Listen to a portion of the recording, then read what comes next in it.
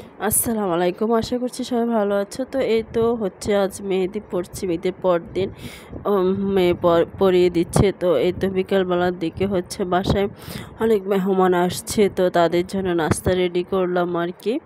তো যেহেতু ঈদের পরদিন সেজন্য সেমাই, মিষ্টি আর ফল হচ্ছে শরবত এসবই রেডি করে তা দিলাম।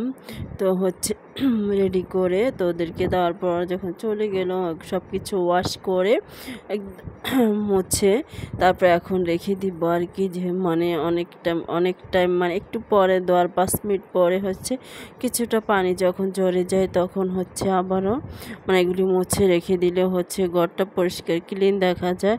তো এই তো সবাই যাওয়ার পর ঘর দরজা ঝাড়ু দিয়ে পরিষ্কার করে ক্লিন করে নিলাম। আসলে এখন হচ্ছে সব কিছু গোছগাছ করা হলো আর কি।